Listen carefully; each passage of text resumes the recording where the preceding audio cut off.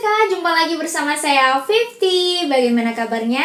Maaf, belum dapat menyapa teman-teman semuanya secara langsung, tapi saya harap teman-teman semuanya dalam keadaan sehat walafiat dan dalam pelindungan Tuhan Yang Maha Esa. Oke, pada video kali ini saya mengajak teman-teman untuk belajar mengenai besaran vektor. Ini merupakan video ketiga mengenai contoh soal dan pembahasan dalam besaran vektor. Dan buat teman-teman semuanya yang belum subscribe channelku, jangan lupa tekan tombol subscribe untuk mendukung perkembangan channel saya selanjutnya.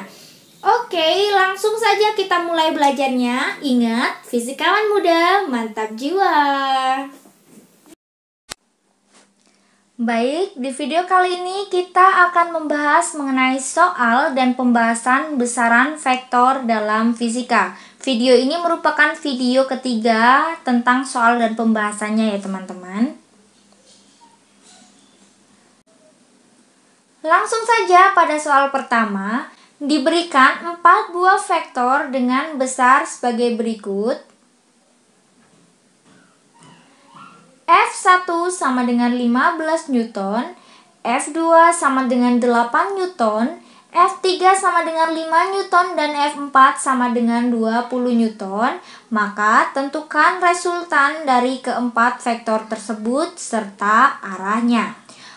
Dan jangan lupa buat teman-teman semuanya, untuk menyelesaikan persoalan dalam fisika, kita tuliskan diketahui. Yang pertama ada F1 sebesar 15 Newton, selanjutnya F2 8 Newton, F3 5 Newton, dan F4 20 Newton, serta theta 1 sama dengan 37 derajat terhadap sumbu X. Theta 1 ini merupakan sudut yang terbentuk dari F1 terhadap sumbu X ya teman-teman, sebesar 37 derajat. Kemudian ditanya R atau resultannya serta arah resultan. Maka langkah pertama yang akan kita ambil yaitu menguraikan vektor, sehingga semua vektor berada dalam komponen sumbu X dan sumbu Y. Maka untuk F2, F3, dan F4 tidak perlu kita uraikan lagi, tetapi kita cukup menguraikan vektor F1 karena F1 belum dalam komponen sumbu X dan Y. Maka setelah kita uraikan, pada komponen sumbu X menjadi F1 kosinus 37 derajat, dan pada arah sumbu Y menjadi F1 sin 37 derajat. Yang selanjutnya, masukkan nilai setiap vektor terhadap tabel komponen sumbu X dan sumbu Y. Hal ini untuk mempermudah kita dalam menghitung berapa nilai yang terdapat pada sumbu X dan sumbu Y. Oke, berikut ini merupakan tabelnya. Yang pertama yaitu terhadap komponen sumbu X ya teman-teman. Coba kita lihat. Di dalam sumbu X terdapat F1 kosinus 37 derajat ke arah kiri. Pada video sebelumnya sudah saya jelaskan bahwa arah kiri negatif dan arah kanan positif.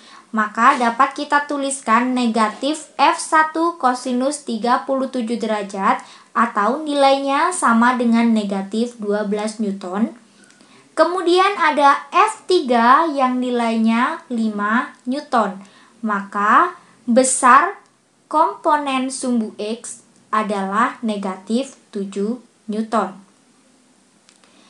Kemudian pada sumbu Y terdapat F1 sin 37 derajat ke arah atas berarti nilainya positif 9 Newton. Kemudian ada F2 dengan nilai 8 Newton.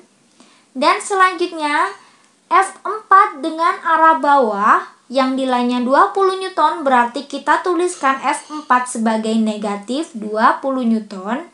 Maka jumlah komponen sumbu Y yaitu negatif 3 Newton. Karena kita sudah memiliki jumlah komponen sumbu X dan jumlah komponen sumbu Y, kita masukkan pada persamaan resultannya, yaitu R sama dengan akar dari sigma fx kuadrat ditambah sigma fy kuadrat ditambah 2 dikali sigma fx dikali sigma fy dikalikan kosinus theta. Karena theta sama dengan 90 derajat, maka kosinus 90 sama dengan 0. Maka diperoleh nilai resultannya sama dengan 7,615. Pertanyaan kedua tadi yaitu arah resultannya. Karena vektor-vektor ini sudah kita uraikan dalam komponen sumbu X dan Y, maka tetanya yaitu 90 derajat, sehingga kita dapat menggunakan persamaan tangen theta sama dengan sigma Fy diper sigma Fx, sehingga theta sama dengan arkes tangen 0,428, sehingga theta atau sudutnya atau arah resultannya sama dengan 23,17 derajat. Baik, ini merupakan soal kedua. Dari vektor-vektor di samping, tentukan yang pertama resultan dari vektor A plus B, yang kedua resultan dari vektor C plus D plus A, yang terakhir tentukan resultan dari vektor A plus B plus C plus D plus A dan plus E. Wow, banyak banget ya. Tapi di sini saya kasih solusi dan tips terbaik supaya teman-teman nggak bingung lagi buat menyelesaikan persoalan vektor. Baik, sebelum saya berikan penyelesaiannya atau jawabannya, saya harap teman-teman di rumah masing-masing sudah mencoba menjawabnya terlebih dahulu. Oke, penyelesaiannya yang pertama, resultan dari vektor A ditambah vektor B sama dengan negatif vektor F. Yang kedua, resultan dari C plus D plus A. C plus D memiliki resultan F, kemudian dijumlahkan dengan A, maka resultannya sama dengan negatif B. A plus B memiliki vektor negatif F, kemudian ditambahkan dengan C, maka vektornya menjadi negatif D, kemudian ditambahkan dengan D, kembali ke A, dan E, maka vektornya adalah negatif D.